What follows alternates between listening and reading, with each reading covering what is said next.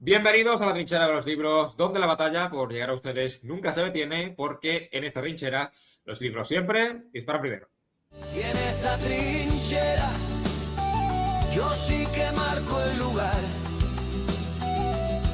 La defensa de la libertad empieza por respetar. Y en la trinchera eso es revolución cultural. Encaramos la recta final de mayo y vamos a hacerlo de una forma muy especial, porque en este episodio de recomendaciones, quienes veis aquí no van a recomendar libros de otros autores, sino que vienen a hablarnos de sus propias obras, de su talento, de su trabajo y de su arte. Así que sin más rodeos, voy a pasar a presentar al plantel que me acompaña hoy. Raquel Llorca posee una trayectoria profesional y literaria muy vinculada a la investigación de la espiritualidad y la psicología, aparte de haber sido portavoz de prensa en España de la gobernadora del gobierno mayor indígena colombiano. Entre sus obras destacan Las caras ocultas de Dios, La magia talismánica de las cartas o Sacerdotisa Maeli. Su faceta narrativa ha sido reconocida con premios como el Premio Rubín Narrativa y el Premio de Relato Corto Cosechadores Andaluces. Bienvenida, Raquel. Muchas gracias y vamos a disfrutar con el resto de compañeros. Esa es la intención. Rude Melián, nacido en 1978, de profesión periodista, notó el dictado del tiempo en 2024 tras un susto a raíz de un problema de salud y decidió que era hora de dejar de postergar escribir decenas de historias que pululaban por su cabeza desde hace décadas y materializarlas en una obra que es la que hoy viene a presentarnos. Bienvenido, Rude. Muchas gracias por el espacio y el tiempo. Y además te estrenas hoy, nunca es tarde, ¿eh? Sí, en este nunca he participado en la trinchera, siempre he estado desde el otro lado del campo de batalla, nunca en primer plano. Bienvenido. Juan Franje Molina, nacido en Girona, creció en Jaén y estudió Ingeniería Informática en Granada. Actualmente vive en Madrid y trabaja en el sector aeronáutico. Autor de La última palabra, Travesía hacia lo desconocido, y aparte de la literatura, también le gusta la ciencia y la filosofía. Bienvenido, Juanfran. Encantado de estar aquí con la trinchera de los libros una vez más. Bienvenido. Gemma Olito, escritora novel con una trayectoria marcada por la sensibilidad y la narrativa simbólica desde su juventud. Ha destacado en certámenes de narrativa valenciana y ha obtenido premios por obras como La Monja desapareguda y La Anel. Como gran admiradora de Brandon Lee y la filosofía de Bruce Lee, Gemma integra en su vida escritura de enseñanza sobre la disciplina y el flujo de la vida. Actualmente presenta su novela premiada en los Premios Multicultural Europa 2026. Bienvenida, Gemma. Hola, buenas noches. Gracias por darnos esta oportunidad de conocer nuestras obras y yo estoy encantada de estar aquí una vez más. Bienvenida. Grace Aquino es autora, estratega de negocios y líder internacional con más de 30 años de experiencia en finanzas, liderazgo y transformación organizacional. La autora de La fuente de la juventud, el poder de una vida plena y saludable. Su participación en la FIL Guadalajara 2025 y la FILBO ha fortalecido su presencia como una voz internacional en temas relacionados con el crecimiento personal, la longevidad y el liderazgo consciente. Bienvenida, Grace, desde Estados Unidos. Con mucho placer compartir con los compañeros escritores y con todos los lectores. Feliz día a todos. Bueno, vamos a empezar contigo, Grace, así que no te vayas muy lejos, porque vienes a presentarnos un libro que nos va a rejuvenecer a todos y además nos va a hacer eternos, ¿eh? Así que para que sigamos grabando episodios de La Trinchera eternamente. La fuente de la juventud, el poder de una vida plena y saludable. Adelante, Grace. Hoy en día la longevidad es un tema relevante sobre el que muchos buscan aprender. La he estudiado desde variados ángulos y he convertido esos conocimientos en 11 claves refrescantes para descifrar la fuente de la juventud. No es eterna porque los seres humanos tenemos una fecha de expiración, pero sí podemos hacer muchos cambios en nuestra vida para poder tener una vida plena y saludable. Con estas 11 claves se exploran las áreas de nuestro cuerpo, nuestra mente y nuestra alma, que necesitan ser nutridas para alcanzar una vida con propósito, lo cual redunda en un estilo de vida saludable y en una expectativa de vida mucho más larga. A mí me apasiona aprender y he tenido la gran oportunidad de entrevistar a más de 100 octogenarios alrededor del mundo durante mis viajes internacionales en mi carrera corporativa. Ellos fueron extremadamente generosos en proveer su conocimiento. En adición a eso, estuve en un viaje personal de aprendizaje sobre el arte de vivir a través del estudio de las distintas filosofías de las grandes mentes que ha producido la humanidad y estudios médicos, además de un viaje muy personal que tuvo altibajos de salud. Con todo eso, logré compilar en este libro La fuente de la juventud, el poder de una vida plena y saludable, disponible en Amazon y en Europa está en la FNAC, en Francia, en Waterstones y Foils, en Gran Bretaña, está en Japón, en Kinokuniya y en Thalia, en Alemania. Tenemos un 25% de los factores que dependen de las personas privilegiadas que tienen el gen de la longevidad. Ahora, eso no significa que tú no puedes ser longevo.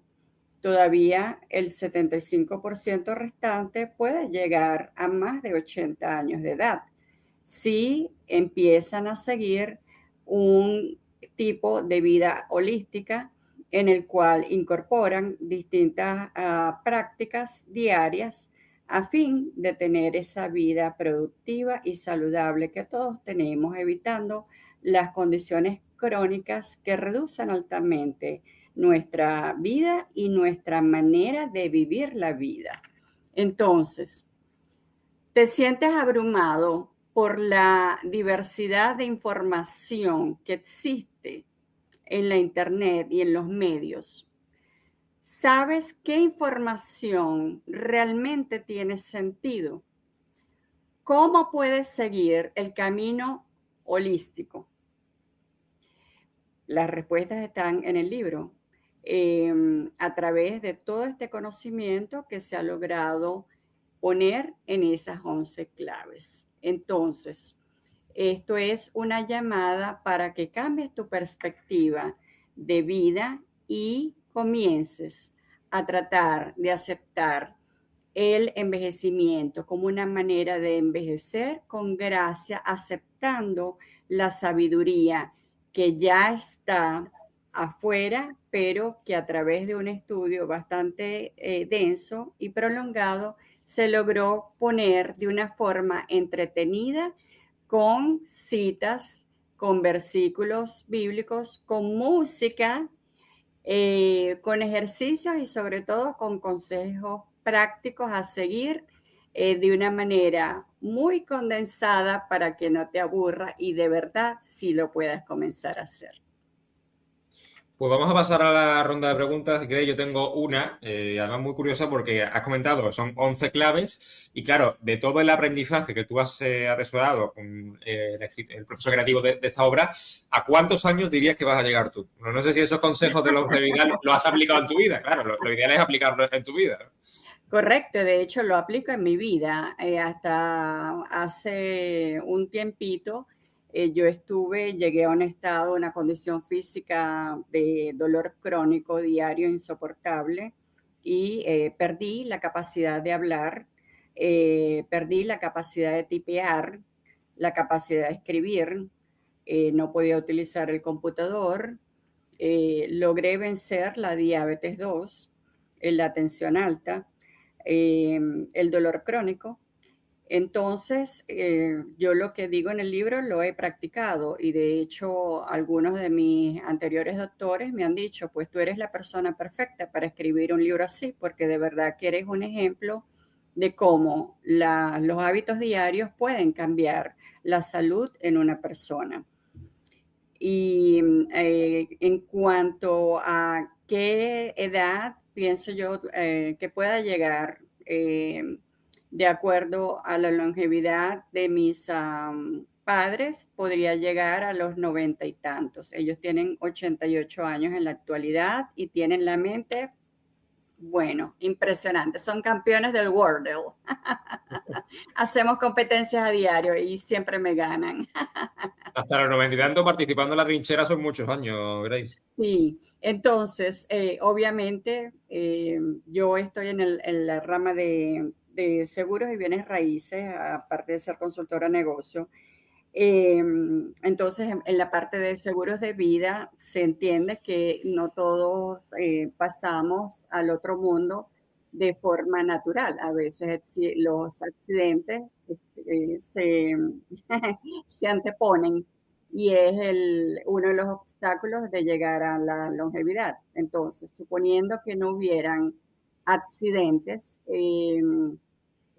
sí, debería llegar a los 90 y tantos años. Por supuesto que algunos de los factores que enfrentamos como seres humanos depende del ambiente del que nos rodeamos. No solamente son las prácticas, pero sí definitivamente vivimos cerca de aguas contaminadas que no solamente van a estar dentro de nuestra tubería, de cómo cuando nos bañamos y todo eso, sino también la lluvia que cae va a estar contaminada. Y otras situaciones así, por ejemplo, la gente que está cerca de Chernobyl o cosas así, obviamente las expectativas de vida no pueden ser tan largas como lo que es el camino natural.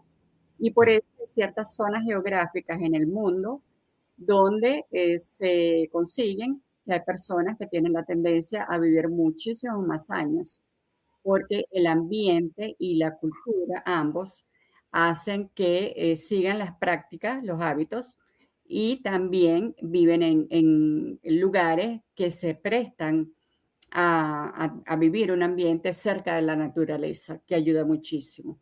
Vale, vamos a seguir con la pregunta. Yo tengo muchas, pero hay que seguir avanzando. Rude. Pues de lo que has comentado, me ha parecido muy interesante el planteamiento, pero hay una duda que creo que está resuelta, pero ¿vivir más o vivir mejor?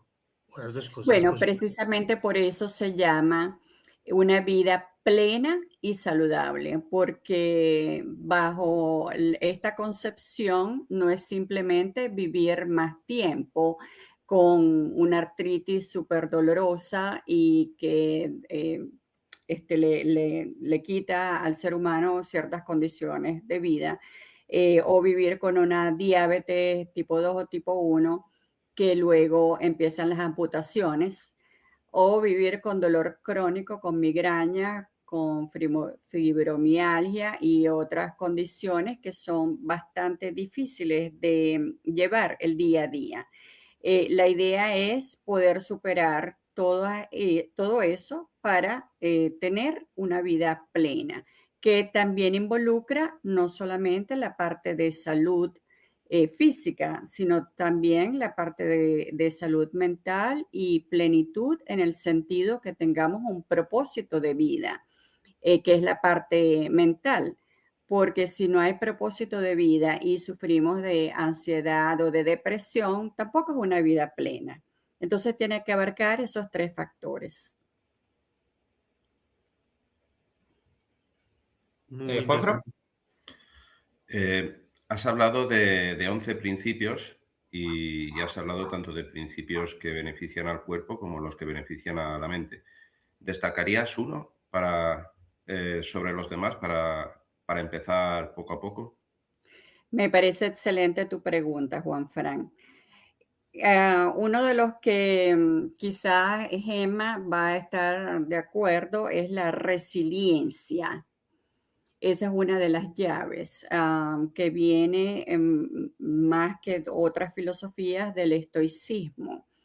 Entonces, esa capacidad que podemos tener los seres humanos para sobrellevar las dificultades que siempre van a estar presentes en cualquier tipo de vida, seamos ricos, pobres, gordos, flacos, altos, pequeños, siempre van a haber curvas en el camino.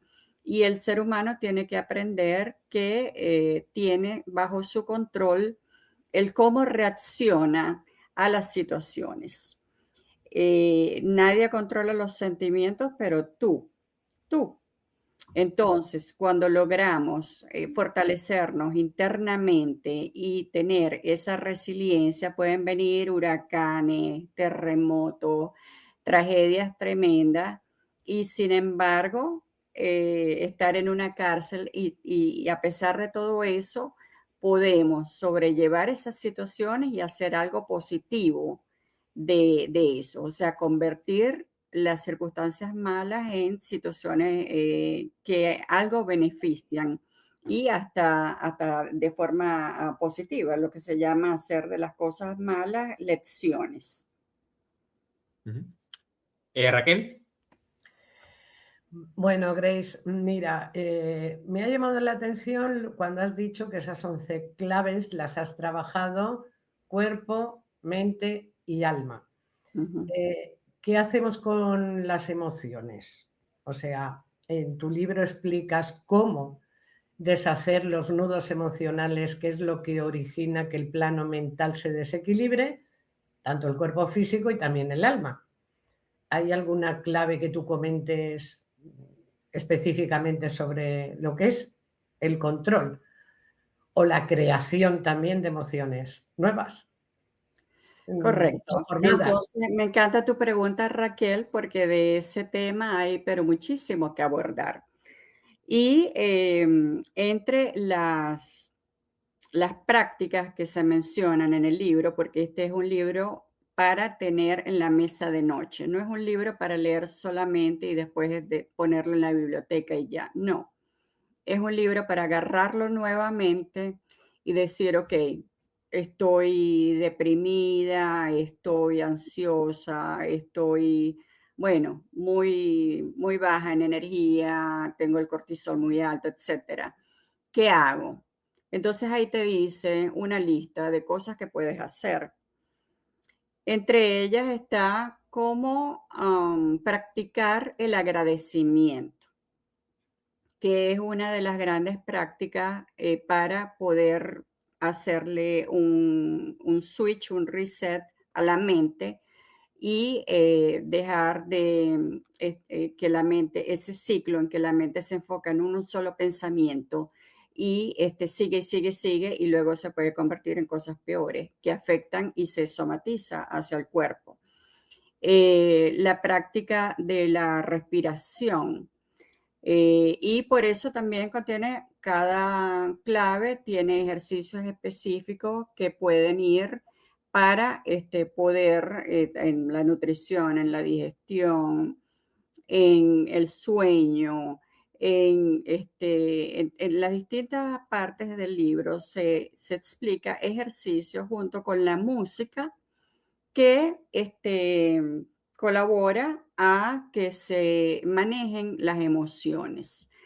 Ahora, ya tú estás hablando de, acuérdate, este es un libro que tiene todo el conjunto de prácticas que hay que hacer. Se puede leer en 2 horas. Puede comenzar a leerlo un joven de 16 años o una mujer de 45 años que esté en el medio de esa crisis en que, queremos rejuvenecernos.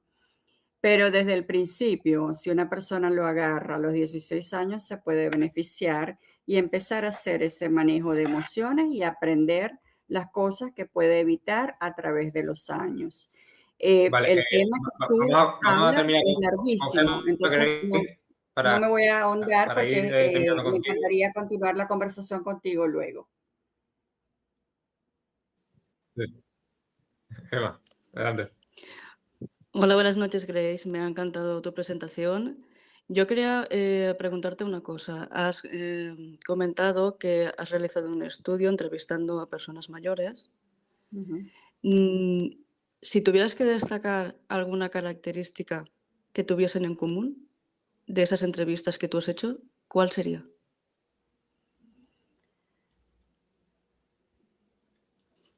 Mira, no es una sola y por eso es que desarrollé las 11 llaves, porque cuando pregunto siempre me responden por lo menos cuatro factores diferentes. Obviamente la alimentación es clave. Somos lo que comemos. Ay, perdón. Una Son mis de las compañeros. fuentes te está llamando a ver que... No, pensé que lo había apagado. Ya está apagado. La otra es la movilidad. Tenemos que, y yo sé que algunos médicos nos dicen, ay, moverse y tal y cual. Eh, Sin embargo, todavía sí no lo practicamos. Y hay maneras muy sencillas en que se puede hacer. De hecho, hay ejercicios que son súper sencillos que se pueden hacer a diario estando sentados o estando acostados. Es impresionante. El sueño. Yo tengo un chiste que hago en algunas de mis presentaciones cuando me llaman para hablar con respecto, que te responde tu pregunta. Si fueras a una presentación, no lo voy a hacer aquí porque sería muy largo, pero es exactamente, responde tu pregunta perfectamente. Entonces, alimentación, movilidad, sueño, diría que son las tres principales. Pues, Para Grace, ese libro ser de breve. Mesita de Noche, ¿dónde lo podemos comprar? Exactamente. Ajá. Bueno, el primer lugar es Amazon a nivel mundial.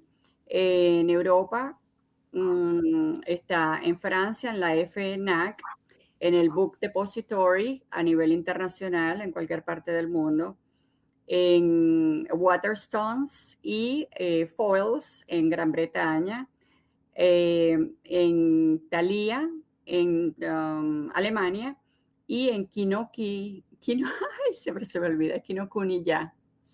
Vale, bueno, lo En volvemos a recordar Japón. para que quede claro Pero y vayan. Sí.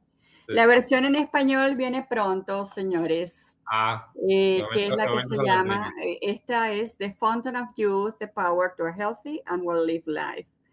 En español se llama La Fuente de la Juventud, el poder a una vida plena y saludable. Bueno, para practicar un Y poquito en inglés no viene mal. De momento iré con el es inglés. Luego buenísimo. Bueno, parte del libro, sabes que tiene citas y tiene pensamientos y canciones en por lo menos 2 idiomas, porque bueno, parte de poder mantener la mente a través de los años para la longevidad, evitando la demencia y el Alzheimer, es creando la neuroplasticidad.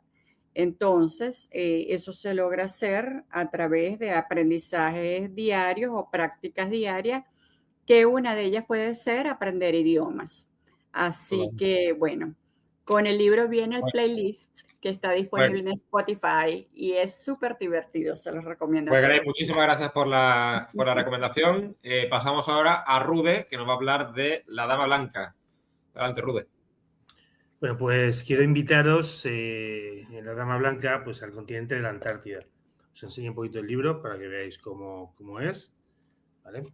Y bueno, es una novela en la que el continente no es solamente el escenario, sino que es un personaje más. Es la criatura hambrienta, una criatura hambrienta que acecha a los protagonistas en la base científica Skolg. Está ambientada en la base noruega, en la que espera cualquier descuido pues, para cobrarse su tributo. La historia comienza con una tragedia que lo cambia absolutamente todo. Desaparecen los hermanos Halvorsen, Jonas y Tobías, y comienza pues, con la búsqueda de estos personajes. Pues tras esta búsqueda solo se encuentra uno de ellos, el otro está desaparecido, y este personaje que es el que sobrevive en principio, pues empieza a tratar de recordar por qué y cuál es el motivo que lo ha hecho primero abandonar la base sabiendo que hay una tormenta cuando eso es algo que está completamente prohibido, y los motivos por los que no encuentran a su hermano. Y al mismo tiempo se está enfrentando contra el jefe de la base, Soren, que es un hombre traumatizado porque en el pasado tuvo un problema en una base anterior, un problema muy importante. Básicamente esto es de lo que va inicialmente el libro. Es un thriller psicológico, pero tiene muchos tintes de escritura gótica, tintes de terror gótico, por decirlo así. Ahí aparece una figura espectral, que no se dice si es verdad o no durante el desarrollo, y esta figura, que es la Dama Blanca, pues se comunica a través de mensajes con el protagonista. Básicamente esto es el libro. No puedo explicar mucho más sin entrar en spoilers. ¿De dónde nace este libro? Pues este libro nace primero de la fascinación que tengo yo por la Antártida. Me parece un paisaje maravilloso. Es verdad que estuve a punto de hacer que los protagonistas fueran todos chilenos y al final fueron noruegos, por la leyenda de la Dama Blanca, que si alguien la quiere buscar, la Dama Blanca noruega, pues te enlaza mucho y te explica qué es exactamente esta figura. Pero básicamente esto es el libro. Es un libro que creé como una especie de respuesta a una apuesta con unos amigos, diciendo que si éramos capaces de hacer alguno de nosotros un libro de elige tu propio final. Es decir, el libro pone unas bases, pero esas bases te pueden llevar por varios caminos distintos. Uno es lo que el 90% de los lectores interpretan, pero hay otros que no se puede, que se pueden interpretar de otras formas distintas. Hay personajes que si los lees de una determinada manera te dan un cambio completamente distinto de lo que está sucediendo. Me ha recordado a Londius, no sé por qué, Rude. ¿A cuál? A Londius, el tema del Cantavirus. No sé, me lo ha recordado directamente cuando No. No sé si Rude era una expedición de esas, pero oye, que... Bueno, preguntarte, ¿abordas el tema del cambio climático? Los efectos se aborda, de hecho, el objetivo de la misión científica del equipo, de la base Skolk, es precisamente verificar o desmentir el tema del cambio climático con una serie de mediciones. Y empieza por ahí, con unas balizas en las que van retomando datos, y es uno de los misterios del propio libro, es saber lo que ha ocurrido realmente, si los datos que están recopilando son verdad, no son verdad, y por qué son ciertos o no. Vale. ¿Juanfran? Muy interesante que hayas elegido ese entorno de la Antártida. Has comentado que es un continente que te fascina. ¿Lo has visitado o tienes anhelo por visitarlo? Yo, desde luego, sí que me gustaría. Claro, por supuesto me gustaría. No lo he visitado. He leído mucho, me he documentado muchísimo. Creo que he visto que todos los reportajes de la Antártida, de pingüinos que había. También es verdad que también me han influenciado otras tantas obras.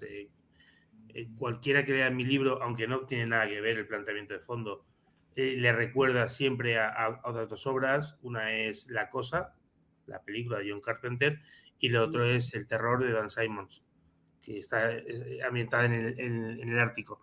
Van por esos tiros. Pero sí, me encantaría visitarlo. Soy un poco friolero, pero bueno, habrá que superarlo y abrigarse mucho. Que no sé, que la visita es muy perimetral. No se entra prácticamente lo que es la Antártida. Raquel.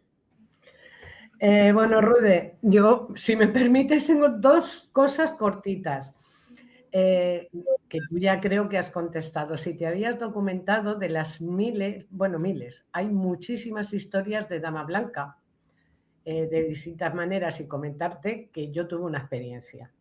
Yo llegué a ver una Dama Blanca en Asturias. Y luego resulta que las leyendas de asturianas decían que se aparecía justo en ese lugar. Y luego has comentado también que los personajes utilizan las varitas para encontrar. ¿Te refieres a las varas zaorís? No, balizas. Ah, balizas. Las balizas de señalización. Cuando estás haciendo un estudio científico, se ponen unas balizas que registran la temperatura, sí. Registra la sensación térmica, el viento. De hecho, sí. Cada escena del libro comienza precisamente con una descripción, base Skoll, latitud no sé cuántos, tantos grados, tanta sensación térmica. En todos los capítulos empiezan así. El problema es mío que lo he interpretado mal. No pasa nada. Y sí, respecto a lo de la Dama Blanca. Sí. La Dama Blanca sí que es un mito muy extendido. Tiene múltiples interpretaciones. Yo no voy a decir la que significa la Dama Blanca en mi libro, pero si alguien tiene interés, Noruega, por ejemplo, sí tiene muchos mitos de la Dama Blanca que son diametralmente distintos. Pero siempre al final termina siendo un poco, pues eso, es una figura que se comunica con una persona o que ha tenido un trauma, o que va a tener un trauma, o que ha sufrido, o que va a sufrir. Básicamente eso es lo que la leyenda, el nexo común entre casi todas las leyendas, que espero que no haya sido en tu caso, que no, Bueno, yo se te estoy parecía loco. por eso. A mí ya me has despertado el interés simplemente por la aparición de la Dama Blanca en toda la trama de este, has dicho, thriller psicológico. Hay que encasillarlo, al final hay que encasillarlo en algún género. El thriller porque es un vivo, tiene mucha acción, suspense, pero en realidad no es un thriller en sí, es muy difícil encasillar. Estamos en un género, en un momento en el que como todo hay que encasillarlo tanto, poner tantas etiquetas, se pierden muchos matices. Yo sería un libro simplemente es un libro de misterio ambientado en la Antártida, con toques góticos. Pero como eso no puedes categorizarlo, sobre todo en Amazon, de ninguna forma, pues lo llamamos thriller, que es verdad que también tiene base de thriller. Muchas gracias. Nada, Di. Grace. Rude, como escritor, ¿te has imaginado tu libro, La Dama Blanca, como una película? Es un libro muy visual. De hecho, si alguna vez lo leéis, es un libro que página a página te mete mucho. Lo que, sobre todo los lectores, cuando te dan feedback, te responden, oye, ¿qué te ha parecido? He pasado frío, eso me lo ha llegado a decir gente leyéndoselo, los lectores beta, leyéndoselo en pleno agosto, diciendo, no, me ha venido bien para quitarme un poquito el calor de encima. Es muy descriptivo, es un libro que es muy visual. Ahora, ¿se puede meter eso como una película? Sí, se podría se podría transformar en una película. Tiene mimbres para poder serlo. Ahora, lo más importante del libro no es eso, es el pozo final. Cuando has leído el final del libro y te llegas a los agradecimientos, y te digo que lo vuelvas a leer, porque seguramente te has perdido un personaje que, si lo interpretas, te va a cambiar completamente la visión que tienes del propio libro. Bueno, precisamente por eso me llama mucho la atención, porque tú hablaste de cómo el lector podría imaginarse varios finales, y si al mismo tiempo también se puede imaginar, se puede interpretar de distintas formas en la medida en que se ve de nuevo, se lee de nuevo, imagínate tú en film. Sí. Sí, es una posibilidad. Pero bueno, el tema es que tiene que venir alguien que te diga, quiero el libro. Y plasmar en televisión, pues es difícil, las cosas claras. ¿Gemma? Hola, buenas noches, Rude. Me ha parecido muy interesante la presentación del libro y quería preguntarte una cosa, porque has dicho que es un thriller psicológico con tintes de terror gótico, ese tema a mí ya me has ganado. Y claro, son supuestamente dos científicos a lo que te explicas, ¿no? O una investigación científica. ¿Te has documentado? Quiero decir, ¿cómo has plasmado esa parte científica en todo este embrollo? ¿Te ha costado mucho? ¿Ha sido a improvisación? No, yo cuando preguntan, ¿eres escritor mapa o brújula? Yo soy de mapa, de escuadra de cartabón, de cartógrafo, y de ir por un camino muy, muy marcado. Tengo que tener una base muy, muy completa. Sí que me he intentado documentar en las cosas básicas de las que hablo.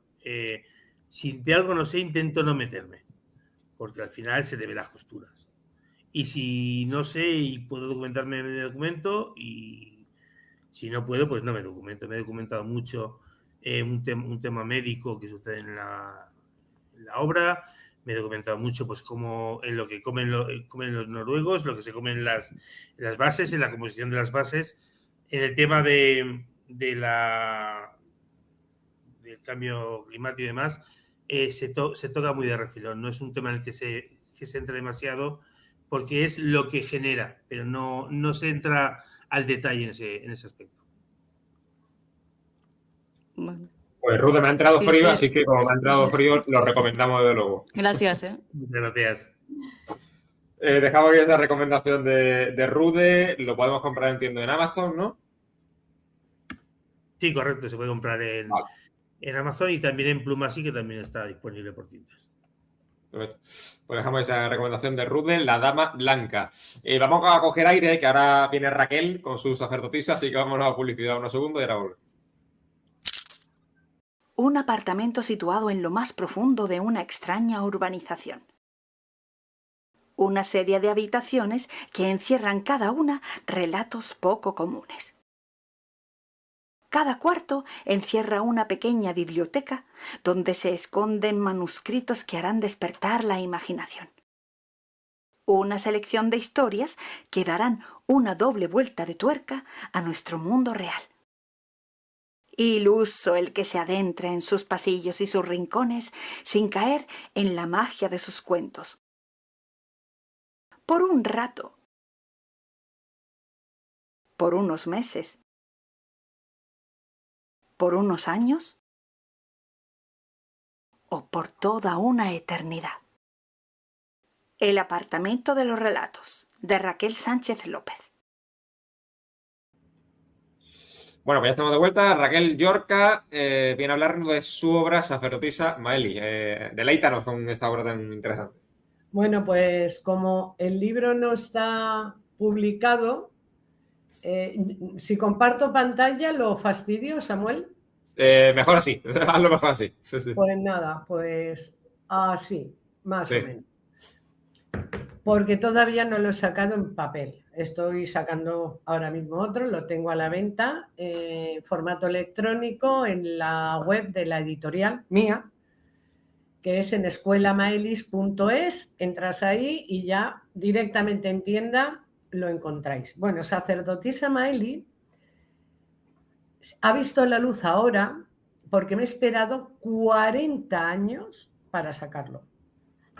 Wow. Yo escribo siempre todas mis obras, menos la última, que no la voy a nombrar, son investigaciones mías y cosas que yo descubro, vamos a decirlo así. Entonces, ¿de dónde nace Sacerdotisa Maeli? Sacerdotisa Maeli nace de 7 años como terapeuta especializada en víctimas de violencia de género, creando varios métodos terapéuticos para sanar a estas mujeres tan heridas. También nace de mi investigación de la ancestralidad en la ritualidad femenina, manejando la energía sagrada femenina, conviviendo con tribus, sobre todo tribus andinas, en Colombia, en medio de la selva, y asistiendo a las celebraciones de cuando una niña menstrua por primera vez, cómo la tribu la honra, qué herramientas utilizan las mujeres. Es un trabajo también de toda mi experiencia en creaciones de técnicas de meditación, en salud, y nace un arquetipo. O más bien nacen 3 arquetipos. Los 3 arquetipos son Lilith, Eva y la diosa que integra. Yo lo que quiero demostrar objetivamente, ¿vale?, es que la mujer tiene un potencial que es la creación, que es capaz de albergar en su laboratorio alquímico, en su templo sagrado o en su microuniverso como diosa, capaz de crear una vida, de generar una vida humana, es capaz de generar lo que le dé la real gana. Para ello, el arquetipo que sale de las 2, vamos a ver, el arquetipo de la herida ancestral femenina, yo le llamo Eva, que sería la señora que se pone el delantal, la sometida, la dependiente, y la compañera de Dios, voy por judio-cristianismo, para que lo entendamos, que sería Lilith, que es la independiente.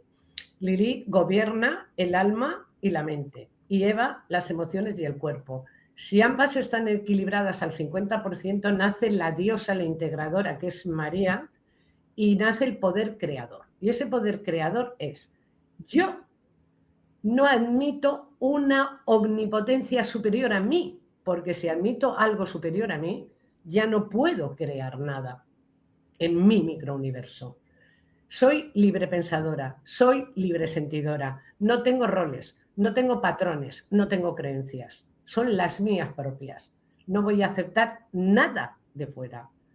Y en esto es como un manual donde empezamos a trabajar por planos. Cuerpo físico, vamos a hablar de biología y salud. Hay muchos métodos para controlar la alimentación, saber cuáles son los venenos blancos, ejercicios para mantener el cuerpo con esa movilidad que hablaba antes Grace, por ejemplo. Hacerte responsable de tu biología, herramientas para decirle a la mujer cómo se puede autosanar sin tener que ir a nadie ni depender de nadie, sino tomando tú el control. Y luego, pues, ¿qué tenemos en la madre naturaleza para coayudarnos? Con los solfegios. Los solfegios sanan el cuerpo, sanan el alma, sanan la mente, sanan las emociones, que sería la musicoterapia, etcétera, etcétera, etcétera. Pero para mí lo más importante de sacerdotisa Maeli es el control terapéutico de los nudos emocionales. Cuando no se trabajan los nudos emocionales de los roles, de los patrones, de tus traumas, de tus frustraciones, etcétera, etcétera, ni el cuerpo va a funcionar porque somatiza, ni la mente va a estar equilibrada, ni el alma, por supuesto, tampoco.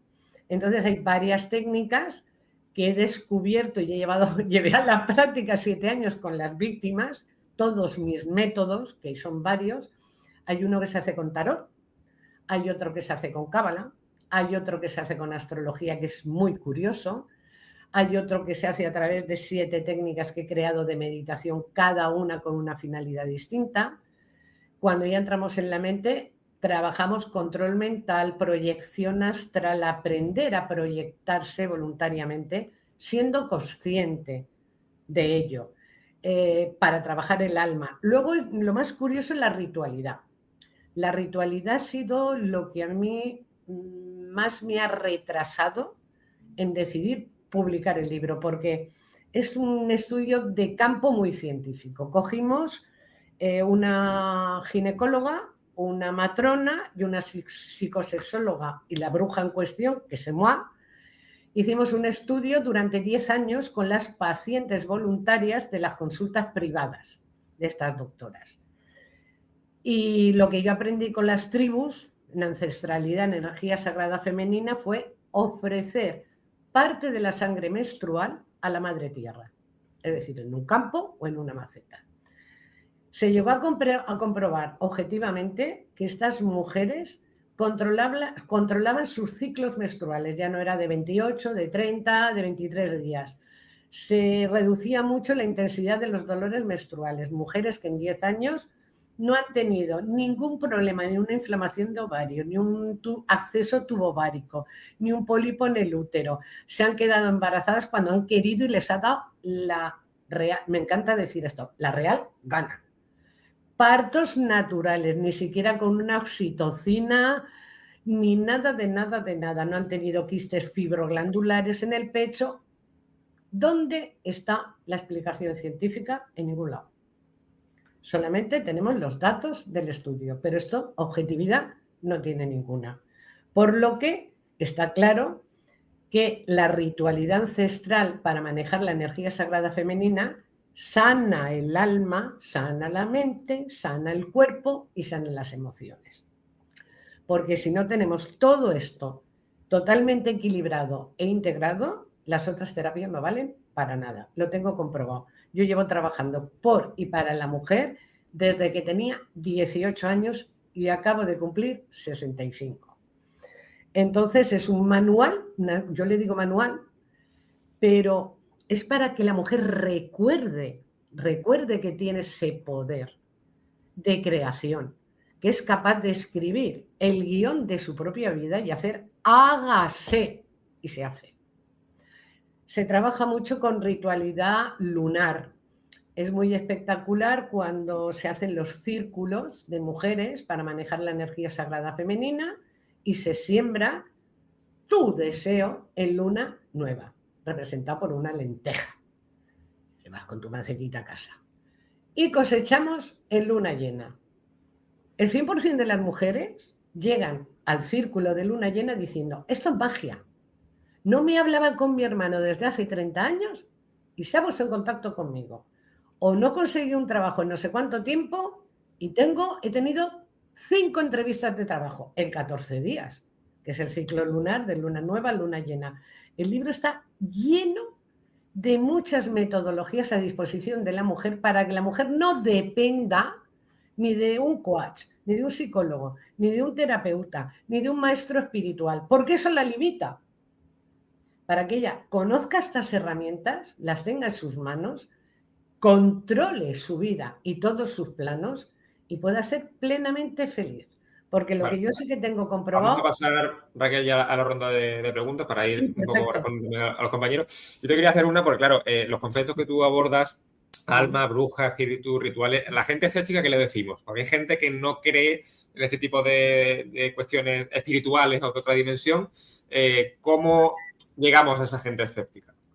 Pues que rompan con ese rol y con ese patrón impuesto desde que somos niños, porque el ser humano nace con esto que tú llamas esos dones, ese don que se dice en el lenguaje popular, pero socialmente nos limitan porque si no seríamos muy todopoderosos y esto no interesa. Entonces tienen que romper ese patrón y ante todo, yo no puedo decir a nada que no funciona si no lo pruebo y no lo pongo a la práctica. Entonces, que sean de mente, de alma, de corazón y también de cuerpo abierto y que simplemente lo que más le llame la atención del libro, que lo pongan en la práctica. O sea, es algo empírico, ¿no?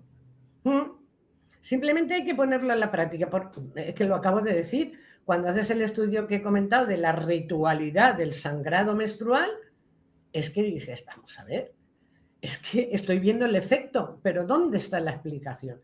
Debemos de empezar a aceptar que hay cosas que aún se nos escapan de nuestra comprensión.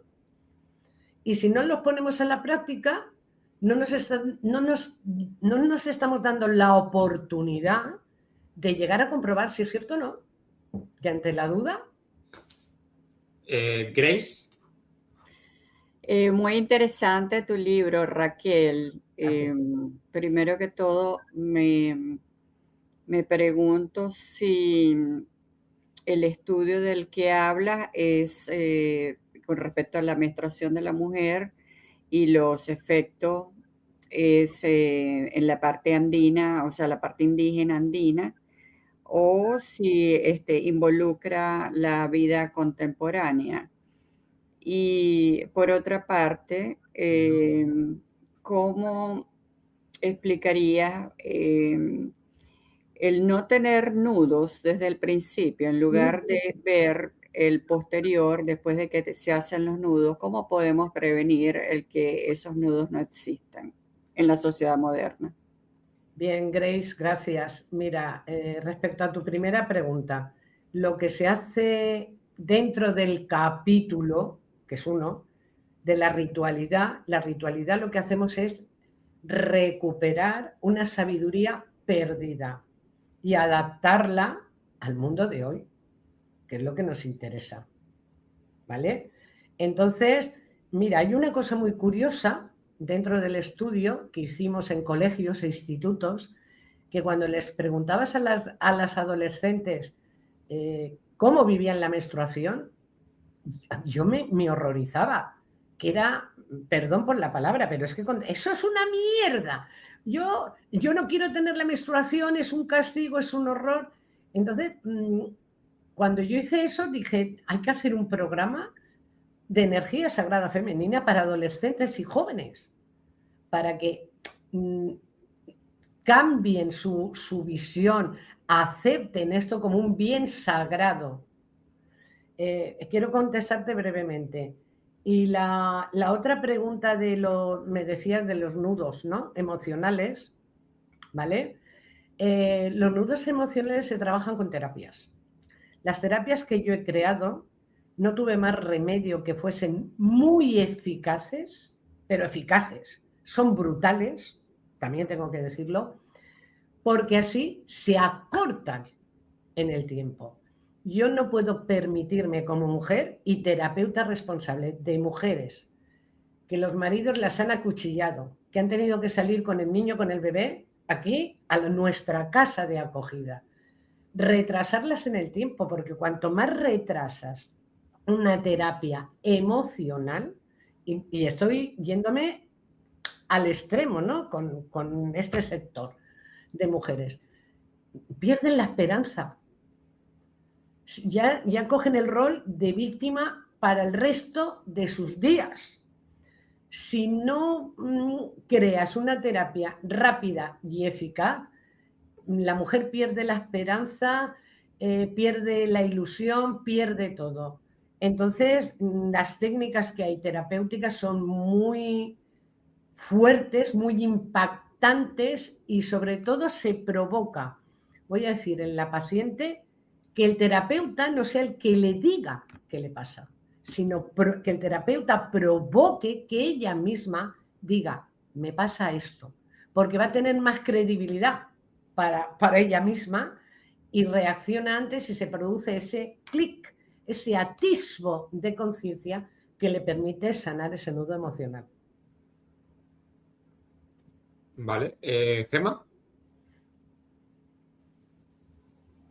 Hola, buenas noches, Raquel. Hola.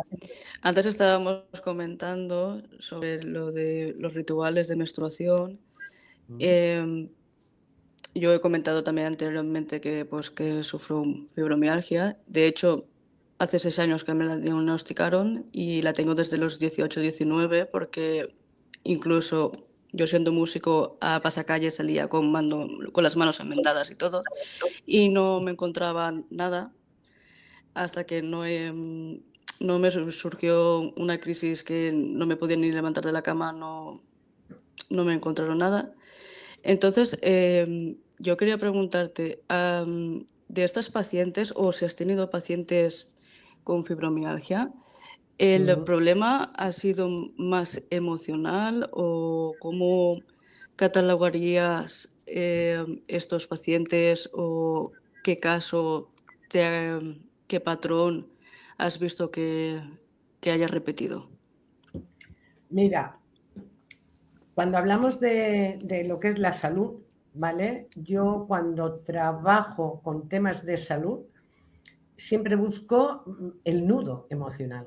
Toda enfermedad se origina en un problema o nudo emocional. También con el mental, que ya pasamos a la hipocondria, la obsesión, etcétera, etcétera. Pero eso es cuando el plan emocional tira para arriba, que es el mental, y tira para abajo, que es el físico. Y somatizas en el físico y te creas un mogollón en el coco infinito. Entonces, mira, para mí, todas las patologías o las afecciones que no permiten movilidad es que tú te estás impidiendo moverte por algo y hay que averiguarlo.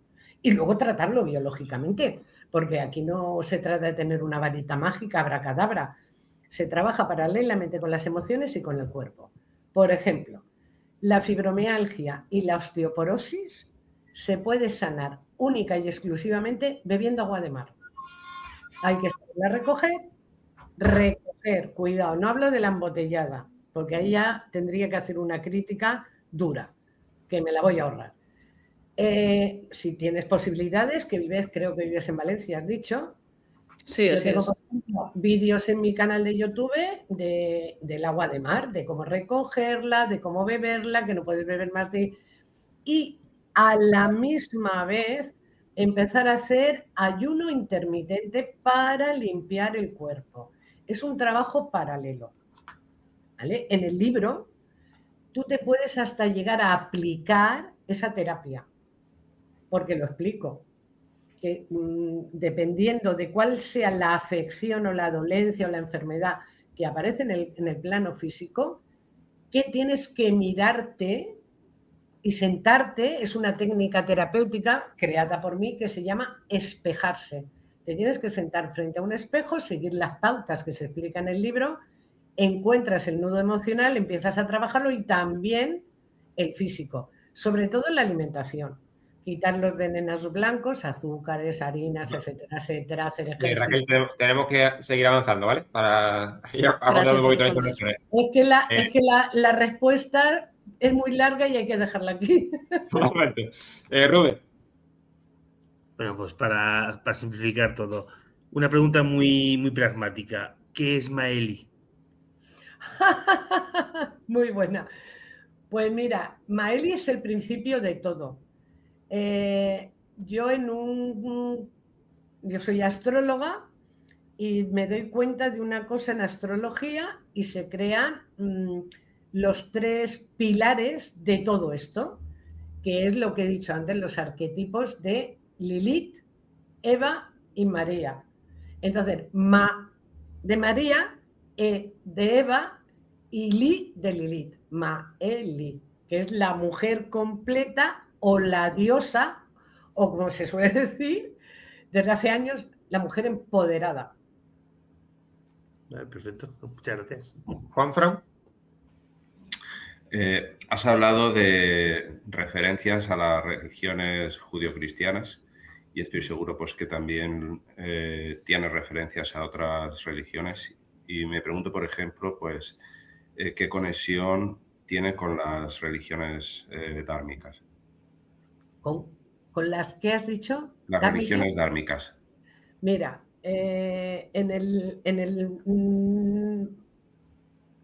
a ver cómo me explico. Yo hablo principalmente en términos judío-cristianos porque es o católicos o evangelistas, porque son las religiones mayoritarias. Pero cuando yo hago el estudio, que está en el primer libro, que cuando Samuel me ha presentado, Las caras ocultas de Dios, yo lo descubro porque hay una nueva Trinidad, como la Santísima Trinidad de Padre, Hijo y Espíritu Santo, que es femenina. Y digo, si está aquí, y es verdad, tiene que estar en todas las mitologías. Y me pego un trabajazo estudiando a la tribu de los mapuches, la de los misás, los siús, los arapahoes, Grecia, Roma, Asiria, Egipto, para ver si esos mitos, vamos a decirlo así, estaban en otras culturas. Si estaban en otras culturas, eso tenía un sentido. Y ahí fue por donde tiré, ¿vale? Entonces, no en todas las no las he podido estudiar todas, porque si me meto en todas las filosofías, mitologías y religiones existentes en la historia del mundo, no estaría aquí ahora sentada, estaría todavía investigando. Entonces lo he hecho en las mayoritarias.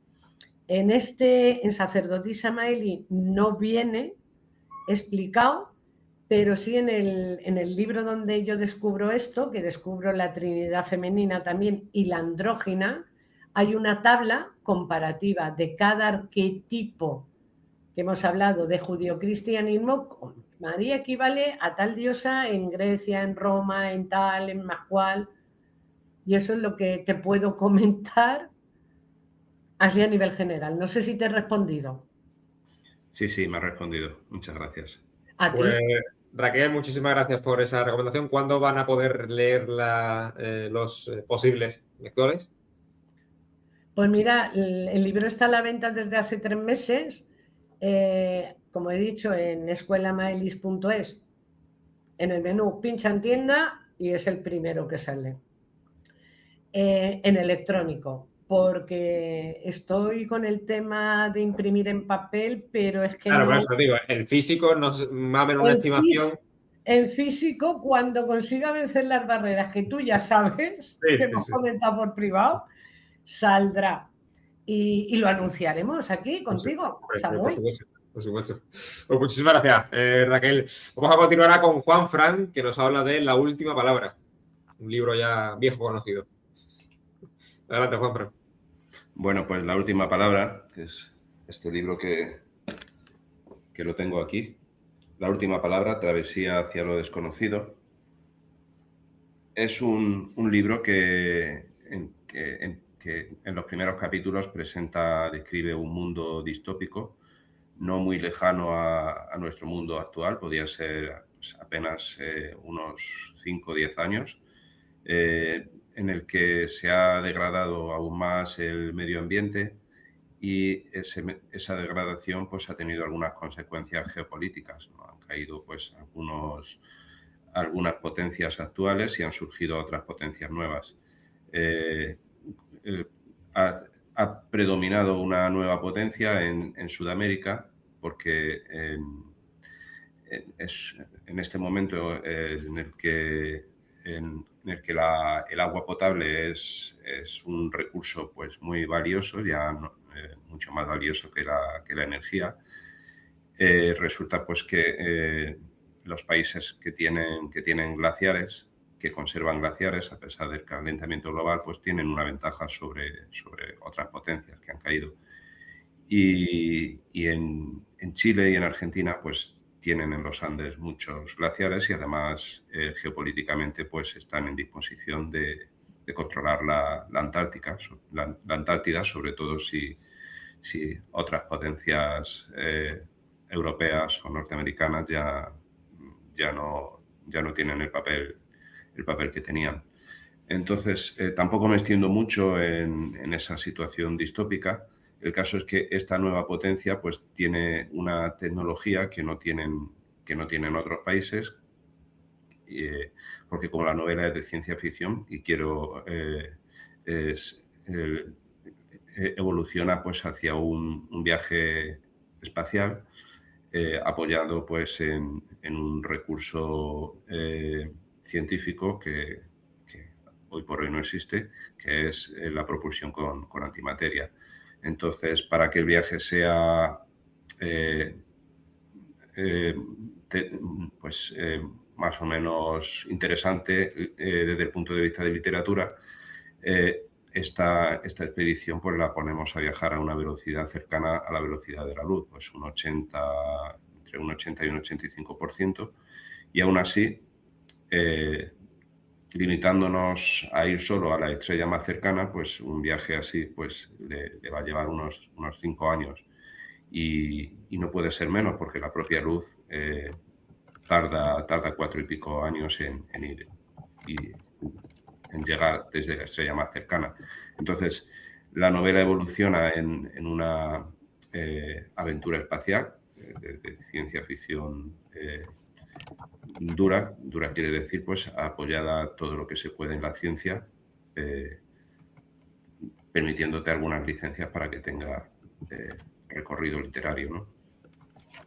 Y bueno, pues para que sea creíble, como la masa que se desplaza tiene que ser mínima en esta primera expedición que la humanidad ha hecho fuera del sistema solar, pues es una nave pequeña, solo hay una pasajera, la pasajera es única y es la comandante y única pasajera que se llama Eva. Va a llegar a Alfa Centauri, que como decíamos es la estrella más cercana, va a explorar distintos planetas, exoplanetas candidatos y va a encontrar pues uno árido, pero que es dentro de lo posible y de lo que está a su alcance, porque exoplanetas puede haber muchos, pero al alcance del tiempo que se tarda en llegar, pues se conforma pues, con un planeta bastante seco, que no tiene oxígeno, pero las temperaturas no son extremas, puede recorrerlo simplemente con una mascarilla y una botella de oxígeno, y finalmente además se encuentra pequeños laguitos y bueno, pues pasa ya la novela a ser una novela sobre colonización, aunque en este momento pues es solo una pasajera, pero bueno, pues no llega a pretender hacer terraformación, pero sí que lleva semillas y como encuentra agua, pues trata de plantar lo mínimo pues, para poder extender su misión, porque los recursos que lleva son limitados.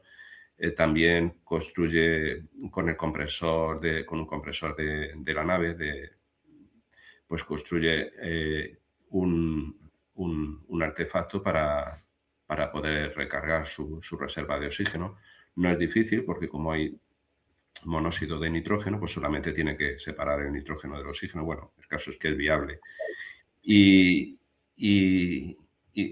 bueno, pues así va evolucionando, es muy variada porque luego pues le damos la oportunidad a esta protagonista a tener un encuentro pues con un ente extraterrestre, con un ente pues que encuentra allí y que bueno, pues no está claro si es biológico, si es una máquina, le hace preguntas y como está sola, le comparte todo lo que ella lleva en su biblioteca porque como ella viajaba sola, pues para mantenerse cuerda se apoya mucho en una gran biblioteca con conocimientos que trae de la Tierra y bueno, pues los comparte y con este ser y eso le da oportunidad pues en ese encuentro a debatir y en ese encuentro pues acaba siendo una oportunidad para, junto con esta entidad, analizarse a la humanidad desde el punto de vista de una persona que la ha dejado atrás, pero que tiene todo el conocimiento, experiencia, recursos, libros, canciones y películas que ha compartido y sobre las que se puede debatir. Tiene Vale, también... vamos a pasar ya, Juanfran, a la ronda de preguntas. Yo te quería empezar preguntando cuáles son las diferencias, digamos, que caracterizan a esta novela respecto a otras obras de ciencia ficción, porque es un género con mucho cliché, ¿no? O que peca mucho de tener muchos clichés siempre. Entonces, ¿qué es lo que hace esta novela diferente con respecto a otras del mismo género? La diferencia principal es que la protagonista viaja sola. Aunque hay algunas novelas o películas como una en la que podemos pensar con un personaje que está solo en Marte o podemos pensar en alguna película de Odisea en el espacio cuando se acercan a un monolito de Júpiter, pero no hay mucho sobre ello. Sí, también está Hail Mary. El personaje viaja solo y bueno, pues cuando la segunda parte se encuentra con esta entidad, la novela se transforma y ya no es solo ciencia ficción, sino que ya se da cabida a la reflexión y empieza a tener muchos componentes de ensayo, no solo ya de novela. ¿Rubén? Yo he tenido la suerte de leerme el libro, que me gustó mucho, la verdad. Y me sorprendió, bueno, primero, es verdad que la novela tiene tres actos muy, muy diferenciados, el inicio de la Tierra, la parte del viaje y después lo que ocurre. Y lo que sí me gustaría es, en base a qué te documentaste, porque sí que se nota esa ciencia ficción dura, que es muy interesante, y además está muy, muy bien explicada, no es expositiva. Y me gustaría saber un poquito eso, ¿en qué te fundamentas para que la novela esté tan bien asentada? Bueno, pues yo he hecho bastante cursos sobre astronomía. Soy un apasionado de ir a los planetarios de distintas ciudades cuando las visito, y concretamente el de Madrid y uno que había antes en Alcobendas, en Cosmocaixa. Y bueno, pues tuve la oportunidad en algún verano de hacer cursos sobre astronomía bastante amplio, de bastante número de horas. Y luego, por otro lado, me gusta la física y bueno, pues he tenido siempre curiosidad por la física relativista, cómo afecta el tiempo cuando viajas a velocidades hipotéticas cercanas a la luz. Y bueno, pues la verdad que me ha gustado leer mucho sobre eso y he aprovechado y me he apoyado en ese conocimiento que ya tenía. Y luego para cosas concretas, pues como ya tenía una base, pues me he seguido documentando para ampliar. Me he documentado también sobre el territorio, de Argentina, concretamente donde vive la protagonista, que es una cuenca endorreica, donde los ríos no llegan al mar, se secan antes. Eso es algo que ya está pasando a día de hoy. Y sí que por hobby he leído mucho sobre ello. No me ha sido difícil. Raquel. Bueno, Juanfra, me encanta la ciencia ficción. Entonces, vamos a ver, yo me planteo a veces escribir sobre ello, pero no me he atrevido. A mí voy a decirte una cosa que me llama la atención. Tú, que he tomado nota de varias cosas. La propulsión de la nave con la antimateria. Si entramos en física cuántica, antimateria y materia provocan la colisión, liberan fotones, pero es que te puede destruir la nave. ¿Eso cómo lo has plasmado en el libro? Y otra cosa antes, ya termino. En el libro, a la hora de viajar, es que no sé si no quieres hablar de ello, si se hace spoiler me lo dices. ¿Utilizan los bucles espaciotemporales o los agujeros de gusano o, según Stephen Hawking, los conos de luz o algo así? Es curiosidad, simplemente, por saberlo. Sí. No utilizo vale. No utilizo nada de eso. Sé Ajá. que hay artículos sobre ello. Son teóricos y son bastante especulativos. La antimateria sí que existe y en los reactores la están produciendo y efectivamente, Sí. como tú dices, al juntar la antimateria con la materia se produce una gran energía y por eso es muy útil para la propulsión, porque con muy pequeños ramos puedes propulsarte mucho. Es que Y me ha a tu encantado, pregunta, A mí sí. me ha encantado. Es que esa parte de lo que has dicho, a mí Sí, me ha sí, sí. encantado. Y en tu pregunta sobre qué hacer para no asumir más riesgos de la cuenta, porque efectivamente es muy, muy peligroso. Si la antimateria almacenada pues, entra en contacto con la propia materia de la nave, pues se utiliza, y esto es algo que ya existe en la ciencia, lo que se llama una trampa de Penning, que básicamente es un dispositivo electromagnético que la mantiene confinada en el centro, o sea, con imanes o con electroimanes la mantienes en el centro. Porque Y lo transforma, ¿no? no lo transforma. Tú utilizas unos imanes y la empujas hacia el centro para que no toque las paredes del depósito donde la tienes. O sea, con electromagnetismo la mantienes en una posición. Esto se llama trampa de Penning. Luego, si tú o alguna de las personas que nos sigue tiene curiosidad, pues en la misma Wikipedia hay información Me de parece sobra un sobre la trampa de trabajo Penning. de documentación que te has metido, de verdad, que brutal, y te aplaudo y te admiro, porque documentarte en todo esto es harto complejo.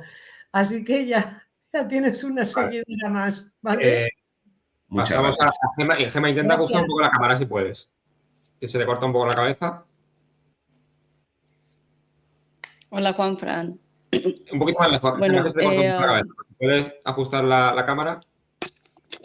Igual está demasiado. Apunta más al techo. A ver si puedes.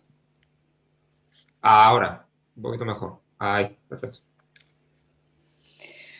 Bueno, perdonad. Juanfran, me ha parecido muy interesante porque mezclas ahí como muchos temas, aunque sea dentro de una ciencia ficción.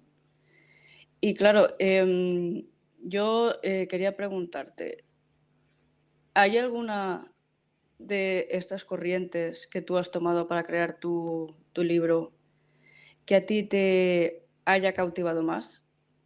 ¿Que te haya hecho como que el personaje principal haga un desarrollo total. No sé si me explico bien. Sí. Como decía, la protagonista viaja sola, pero podríamos decir que un personaje de esta novela, aunque sea abstracto, es la propia biblioteca que la acompaña. Y ella, claro, tiene sus preferencias. Y hay referencias recurrentes a algunas lecturas que a ella le apasionan, como puede ser, por ejemplo, un maestro de la India que se llama Nisargadatta Mahārāja, que ha escrito un libro que se llama Yo soy eso, que es fácil de encontrar en Occidente.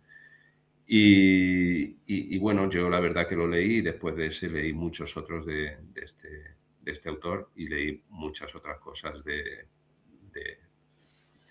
Oriente. Y bueno, pues sí, esta protagonista se apoya y mantiene su cordura gracias a libros como ese, que por otro lado pues han sido estudiados también en España. Menciono también a una estudiosa de este autor, como es Mónica Caballé, que hizo su tesis, es una doctora en filosofía y su tesis la hizo sobre este autor.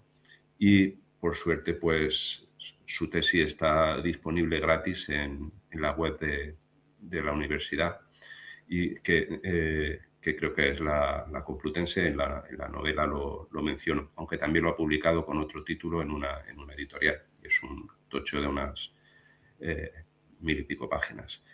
Y bueno, pues sí, desarrollo esas ideas captadas de ahí, y nuestra protagonista pues recurre en algunos momentos a la meditación, y al final de la novela pues hay un episodio muy, muy bonito y entrañable que suele gustar a los lectores, sobre el que no voy a entrar en detalles. Grace, y acabamos con Jodra. Gracias. No se te oye, Grace. Grace, estaba silenciada. Ahora sí. Ahora sí sí. puedes hablar ahora. Ahora. Me encanta tu novela, suena sumamente provocativa. Me intriga. Una preguntita. En una sociedad distópica, ¿la antimateria representa esperanza o destrucción inevitable? En este caso, esperanza, pero no mucha esperanza, porque lo único que le sirve es una oportunidad para poder sacar a una persona del planeta, pero el resto de personas siguen en el planeta sufriendo su suerte. Y bueno, no es destructiva, porque la antimateria pues es un recurso que es difícil de conseguir. Actualmente existe, pero es muy caro de producir en aceleradores de partículas, y no todos los países tienen esa tecnología.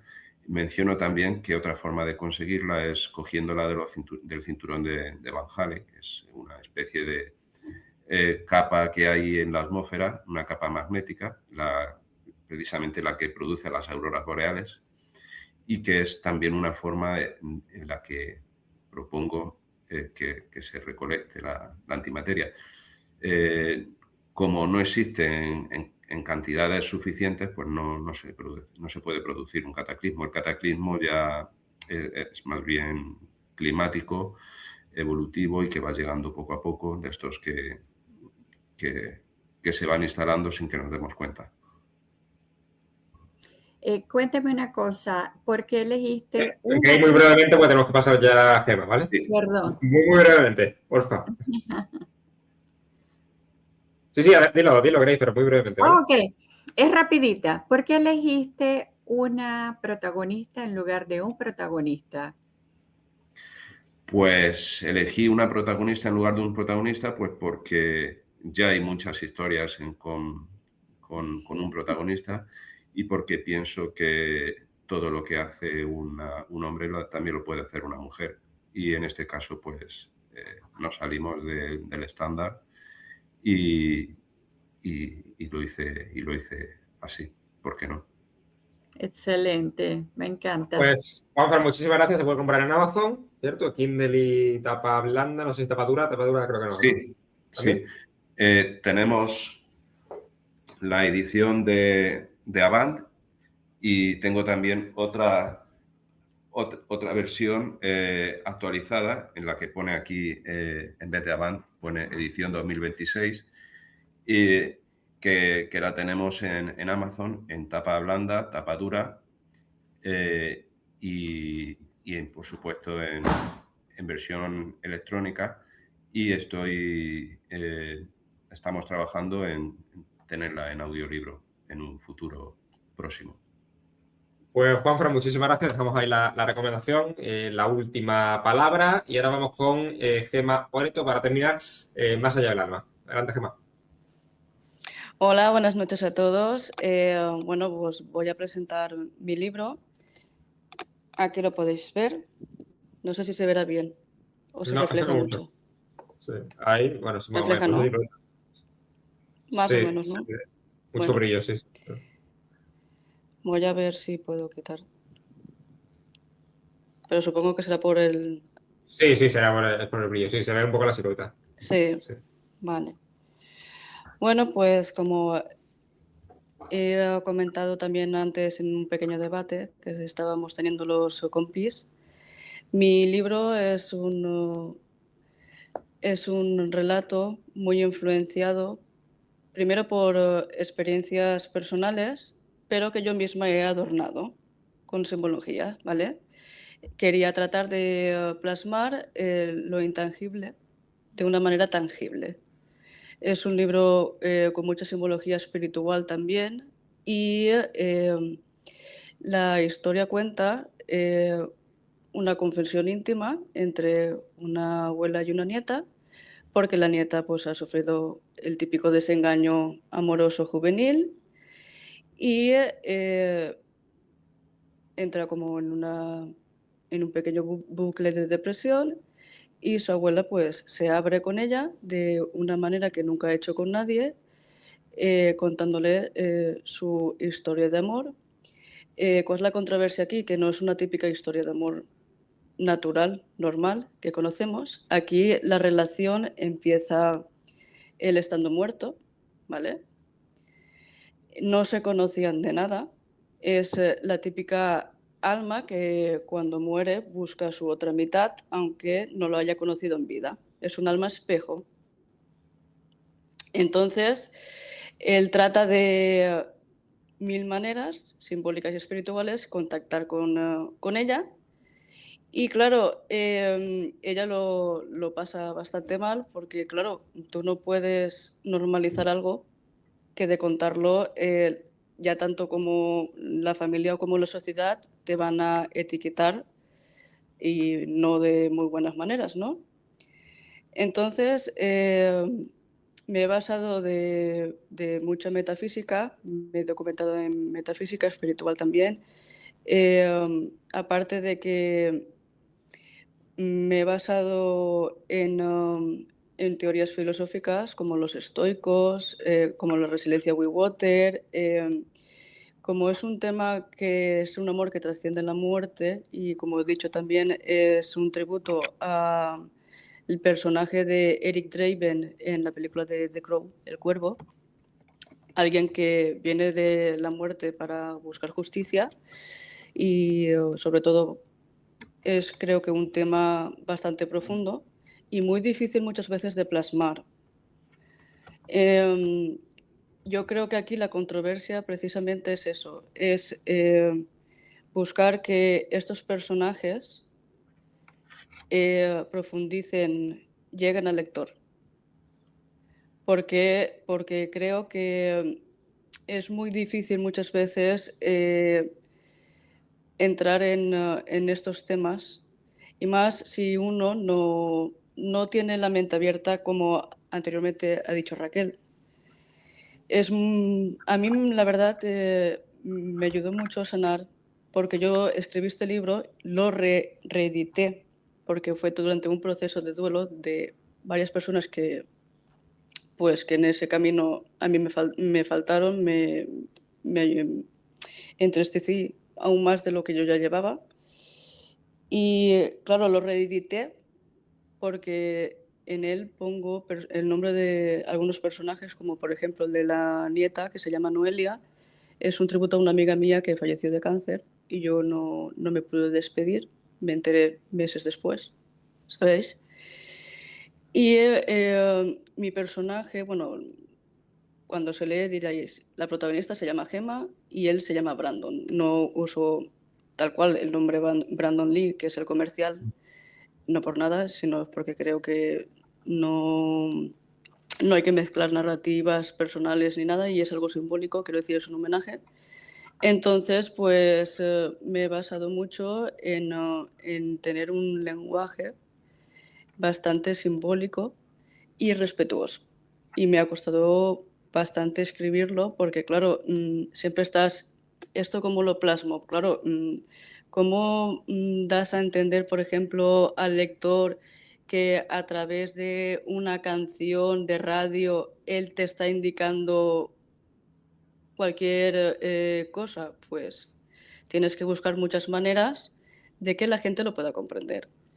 Y creo que es un libro que una vez lo lees, ya no lo sueltas.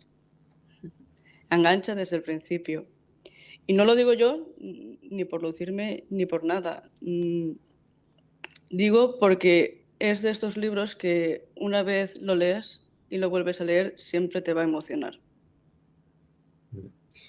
Quería preguntarte, ya pasando a la ronda de preguntas, Gemma, porque cuando has comentado al principio esa relación abuela-nieta, ¿es un culto a la sabiduría de los más mayores, a nuestros guías muchas veces en la vida, o cómo?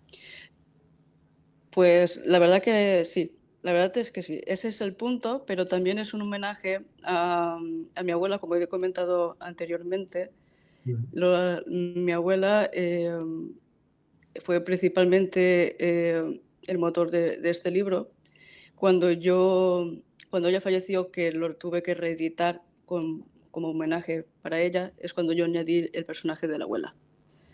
Entonces, ¿qué busco yo con esto? Aparte de que es como un homenaje, un tributo para ella, es que los ancianos no deberían fallecer. Los abuelos tenían que ser eternos. Tendríamos que crecer y no morir, prácticamente. ¿Sabéis? Y claro, también es como la fuerza del destino, ¿vale? Uno puede que con sus acciones pueda creer que lo tiene todo controlado, pero sinceramente aquí el destino es algo que hay que dejarse llevar. Y creo que es lo que más engancha, porque aparte de lo sobrenatural, digamos así, que mezcles ambos mundos, muy pocas veces creo que el autor o la autora puede llegar a plasmarlo. Y creo que dentro de lo que yo he podido, si tenéis la oportunidad alguna vez de leerlo, creo que es algo que yo he podido plasmar y que la verdad me ha dejado con muy buen sabor de boca. Grace, longevidad, otra vez. Muy interesante. Un libro que provoca leer. ¿Será que el libro explora cómo distinguir entre un amor imposible y un amor destinado? Creo que aquí es la controversia, porque un alma espejo, tenemos el concepto de que ya son dos almas que han pactado y por destino, sí o sí, se tienen que encontrar. Yo aquí lo que he jugado es que como he tomado parte de vida personal de un personaje y mi vida un poco mezclada, he jugado un poco con eso, un poco distorsionado, ¿no? Porque no es natural que una relación empiece estando uno de los dos fallecido. Entonces, he jugado un poco con esa dinámica. La he distorsionado un poco para ver si así el lector se engancha. Y el lector Pero en el sí, sí Bueno, es... Raquel se ha emocionado con tu libro, lo va a comprar seguro cuando termine. Raquel, por favor, dinos que estás bien. ¿Puedes ir a hablar? Luego hablo y os diré el por qué me emociono. Vale. Cuando me toque. Sí, venga. ¿Algo más, Gemma? no, sí, no tenéis nada que preguntarme más, Grace. Sí, no sé si entonces Sí, el libro responde a que es un amor imposible. bueno, si lo tomas de la partida de la lógica, es desde luego un amor imposible, porque claro, nadie vuelve del más allá para poder iniciar una relación o un contacto. Pero si lo observamos como algo predestinado, como un alma espejo, también pues puede decirse que es algo que dos almas pactaron a lo mejor en una vida pasada, pero no han podido su visión concretarse estando vivos, porque uno ya ha fallecido. Entonces yo creo que lo dejo abierto para que el mismo lector sea, una vez cuando lo lea, el que interprete. Si puedo añadir un comentario. Muy Sí, claro rápidamente. que sí. Estoy abierta a comentarios y a preguntas. El amor verdadero precisamente es querer que otra persona sea feliz. Así es. Entonces, Yo tengo una frase de mi capítulo final que creo que es la esencia, lo que resume todo el libro, y es la siguiente. Dice, los cuerpos mueren, las almas se siembran, ¿vale? Y porque yo digo esto, porque tu cuerpo muere, pero tu alma, ¿vale? Tu alma continúa. Yo creo en la reencarnación, bueno, yo soy espiritual, yo tengo ese concepto, por eso yo digo que el que tenga que leer este libro tiene que tener la mente muy abierta, porque aunque yo lo plasme como algo real que me sucede a mí, que muchas veces algunas amistades que lo han leído o algún mismo crítico me ha preguntado, pero es que eso te ha sucedido a ti de verdad. Y yo digo, no me ha sucedido a mí de verdad, porque pues un escritor o una escritora tiene que jugar un poco a la ambigüedad, tiene que captar a su público y dar emoción. No me ha pasado a mí de verdad, yo me he documentado y de la mejor manera que he podido he intentado plasmar esa relación como algo real, pero que no es real, ¿eh? Digo de ya que a mí no me ha sucedido. Vale, Y Raquel, vamos a continuar, Gemma, porque quedan 3 compañeros todavía. sí, claro. Raquel, desahógate, por favor. Ahora entenderéis.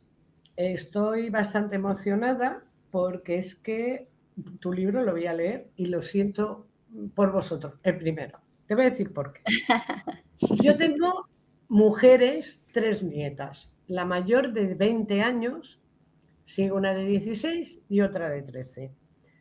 Y hace como 3 semanas estábamos hablando de la relación de mi marido y mía, que estamos 49 años juntos.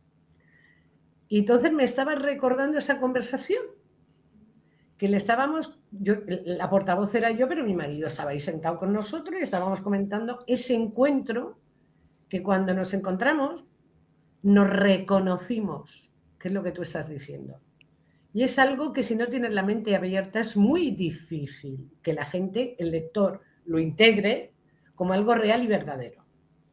Y el pacto. Me gusta una frase que se utiliza en Campo de Sueños que es: la próxima vida me buscarás. Y mi marido dijo que sí. O sea, se ha comprometido a la próxima vida buscar. Lo que tú dices, alma espejo, antiguamente, en los 70, 80, eran las almas gemelas. Entonces, me parece que has tratado un tema, has enfocado un tema que es difícil de creer, ¿no? Son creencias difíciles de creer, pero de una manera tan bonita entre 2 generaciones utilizando esa sabiduría de los años, de la vivencia, de la experiencia, de lo que decías de los mayores, que deberíamos de ser eternos, que creo que tiene que ser fantástico y maravilloso sumergirse en esa historia. Entonces, aquí la explicación del por qué me he emocionado. Y luego, una cosa que yo te quería preguntar. Cuando tú comentas que la abuela empieza a hablar con la nieta y tal, una pregunta, ¿reflejas en el libro algo de que la abuela le cuenta alguna experiencia paranormal? Apariciones, Sí, sueños con sí, de ese hecho lo he espejo para que la comentado. nieta... Sí, dime. Sí, de hecho, prácticamente toda la relación es paranormal. Quiero decir, la relación, él está fallecido, se tiene que comunicar de alguna manera. ¿Cómo percibe ella esa comunicación? ¿Cómo le conoce?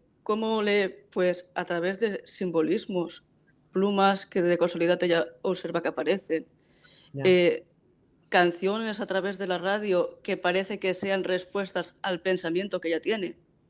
Esas señales, Son ¿no? situaciones, sí, son situaciones así.